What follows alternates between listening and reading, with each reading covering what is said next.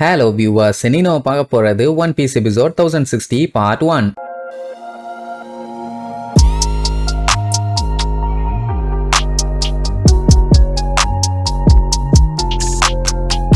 Open பண்ணா போன episode king நம்ம ஜோரோவை போட்டு படாத பாடுபடுத்திட்டான். ஆனாலுமே நம்ம பையன் முயற்சியை கைவிடல. கத்தி எடுத்துக்கிட்டு போய் மறுபடியும் மங்குன்னு தான் சண்டை போடுவான். ஆனா அந்த கிங் இருக்கானே சும்மா சொல்லக்கூடாது, செம்ம பவர்ஃபுல்லான ஆளு. ஜோரோ எந்த அளவுக்கு அட்டாக்க தாக்கு பிடிப்பான்னு நம்ம எல்லாத்துக்கும் நல்லா தெரியும். ஆனா அவனாலேயே அவனோட அட்டாக்க தாக்கு பிடிச்சு அவனை தள்ளி விட முடியல. ரொம்ப எஃபோர்ட் போட்டு தான் தள்ளி விடுவான். திருப்பி அட்டாக் பண்ண முடியல. அட்டாக் பண்ணா ஸ்பீடா எஸ்கேப் ஆயிடுறான். அண்ட் அவனோட அட்டாக்கும் செம ஸ்பீடா இருக்குது. தரையிலேயே நின்று சண்டை போட்டானா பரவாயில்ல, ஓட விட்டு அடிக்கலாம். புசுக்குன்னு பறந்துடுறானா. அதனால அவனுக்கு ரெஸ்ட் எடுக்க டைம் கிடைக்குது. கேப் விட்டுக்கிறான். எப்படி அட்டாக் பண்ணலாம்னு பிளான் பண்ணி அடிக்கிறான். பட் ஜோரோவால அது முடியல. இப்படி இவன் சண்டை போட்டுட்டு இருக்கும்போது அங்க என்மா ஸ்வாட் பாத்தீங்கன்னா மறுபடியும் ரியாக்ட் பண்ண ஆரம்பிச்சிடும். ஐயோ இது வேற நம்மளை வச்சு விளையாண்டுட்டு இருக்குதுன்னு அடிச்சு புடிச்சு அவ்வளவு அட்டாக்கு நடுவுல போய் அதை எடுக்க ட்ரை பண்ணுவான். வரவே மாட்டேன்னு படாத பாடுபடுத்தும். அதுக்கப்புறம் அதை கஷ்டப்பட்டு எடுத்து அந்த கிங்கோட அட்டாக பூரா தடுத்து மரணத்தனமா வச்ச அடியில கடைசியில அந்த ஃப்ளோரை உடைச்சுக்கிட்டு கீழே போய் விழுவான். அப்படி வில என்மா லேண்ட் ஆஃப் ஆனோவோட ஸ்வாடு அப்படின்ட்டு அவன் பழைய ஞாபகங்களை யோசிச்சு பார்ப்பான். அப்புறம் நம்ம மொமனசுகேக்கு சுனாச்சிங்கிற வேர்டை சொல்லி கொடுத்திருப்பான். அது ஆக்சுவலா லேண்ட் ஆஃப் ஆனோல யூஸ் பண்ற வேர்ட் தான். பட் இந்த மாதிரி சின்ன பசங்க அதை சொல்லக்கூடாதுன்னு சொல்லியிருப்பாங்க. ஜோரோக்கு ஒரு வயசானவர் சொல்லி கொடுத்திருப்பாரு. ஆனா நம்ம பையன் இது வரைக்கும் அதை யூஸ் பண்ணது இல்லைன்னு வைங்க. கரெக்டா கீழே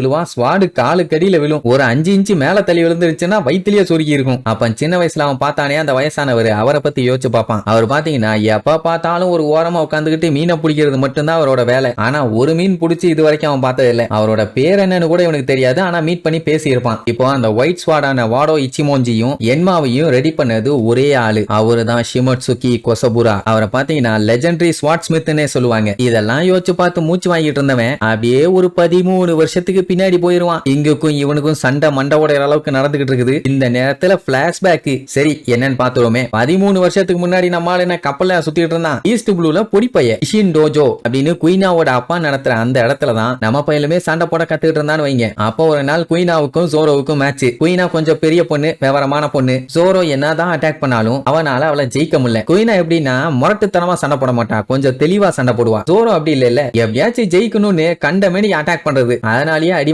வாங்கி தோத்துக்கிட்டு இருப்பான். பயலுக்குன்னா செம கடுப்பு. இவகிட்ட நம்ம ஒவ்வொரு டைமும் தோக்குறமேனு. பின்ன ஒரு டைமாச்சு ஜெயிக்கணும். சண்டை போற டைம் எல்லாம் தோத்துக்கிட்டு இருந்தா எப்படியே தோத்துக்கிட்டே இருக்கமேனு மூஞ்சி மோகரான்னு பிளாஸ்டர் எல்லாம் போட்டுட்டு அந்த இடத்துக்கு வரும்போது அந்த ஆளை பார்த்திருப்பான். இவன் ஃபீல் பண்றான்னு தெரிஞ்ச உடனே அவரு சுனாச்சிங்கிற வேர்டை சொல்லு, அது உனக்கு குட் லக்க கொண்டு வரும், உன்னோட ஸ்பிரிட்டை இன்னும் கொஞ்சம் பூஸ்ட் பண்ணி விடும் பாரு. என்னங்கடா இது வேர்டே கேட்க கேவலமா இருக்குது. அந்த கான்ட்ராவி எல்லாம் எனக்கு வேண்டாம். சிரிக்கலவா இங்க என்ன பண்ணிட்டு இருக்க? உன் கெட்டப் எல்லாம் பார்க்கும்போது சாமுராய் மாதிரி இருக்குது. டோஜோல இருக்கவங்களும் உன்னைய சாமுராய் தான் சொன்னாங்க. அவங்க சொன்னதெல்லாம் கேட்டுட்டு இருக்காத.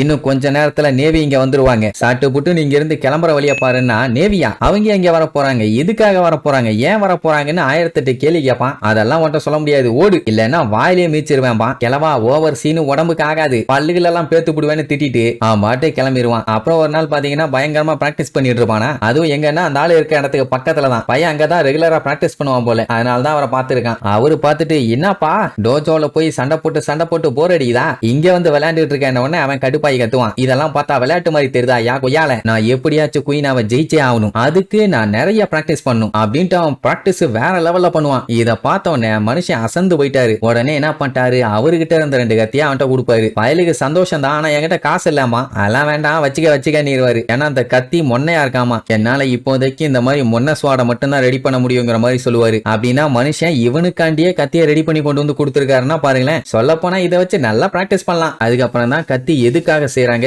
ஏன் செய்யறாங்கன்னு மொத்தத்தையும் விலாவாரியா சொல்லுவாரு. அதாவது கத்தி மனுஷங்களை கட் பண்றதுக்காகவே யூஸ் பண்ற ஒரு டூல். வாட்ஸ் சொல்றாரு, அதுக்காண்டி கிச்சன் நைஃப் எடுத்து வச்சுக்கிட்டு கலவரம் பண்ணக்கூடாது, அது காய்கறி வெட்டுறது. இந்த ஒரிஜினல் கட்டானா ஸ்வாட பத்தி அவர் சொல்றாரு. மொத்தத்துல கொல்றதுக்காண்டி அவங்க ரெடி பண்ணுவாங்க. ஒவ்வொரு ஸ்வாட் ஸ்மித்துமே அவங்க ரெடி பண்ற அந்த கத்திய முட்டிஞ்ச அளவுக்கு கோரமா கொடூரமா எவ்வளவுக்கு எவ்வளவு டெட்லியா உருவாக்க முடியுமோ அந்த அளவுக்கு டெட்லியா உருவாக்குவாங்க. அப்படி பண்ணும்போது எல்லா ஸ்வாடும் ஒரே மாதிரி இருக்காது. ஐ மீன் அதோட பர்சனாலிட்டிஸே டிஃபர் ஆகும். ஸ்வாட்ஸ்மேனோட வேலை அதை டேம் பண்றது. எப்படின்னா ஒவ்வொரு கத்திக்குமே தனித்தன்மை, மனுஷங்க மாதிரி அதுங்களுக்கும் குணம் இருக்குன்னு வைங்க. ரொம்ப டேஞ்சரான ஸ்வாட தான் கர்ஸ்ட் ஸ்வாடும்பாங்க. ஆனா இவரை பொறுத்த வரைக்கும் அதுதான் நல்ல ஸ்வாடு. எந்த ஸ்வாடு வீக்காவும் மொன்னையாவும் ரொம்ப பயந்து போயிருக்குதோ அதுதான் இதுதான் கர்ஸ்ட் ஸ்வாட். இவரை பொறுத்த வரைக்கும் சொல்றாரு, ஒரு ஸ்வாட பார்த்து மத்தவங்க பயப்படுறாங்கன்னா அதுதான் அந்த ஸ்வாடுக்கே பெருமை. சோ இப்படி அவரங்க கதை கதையா சொல்லிட்டு இருப்பாரு. நம்ம போய் அதை ஒழுங்கா கவனிச்ச மாதிரியே இல்ல, கேட்டுக்கிட்டே கத்திய வச்சு போஸ் கொடுத்துட்டு இருப்பான். அவர் பாத்தீங்கன்னா சின்ன வயசுல ஒரு ஸ்வாட் ஒன்னா உருவாக்குனாரு. அதுதான் அவர் என்டையர் லைஃப்லயே உருவாக்குன ஒரு பெஸ்ட் ஸ்வாட். ஒரு நல்ல ஸ்வாட கையில பிடிக்கும் போதே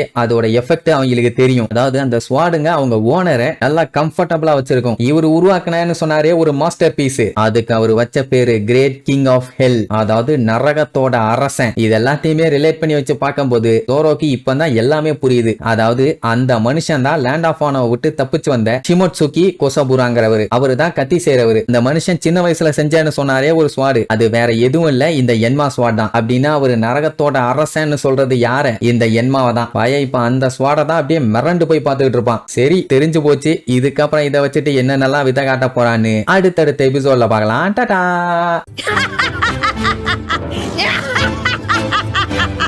Yeah!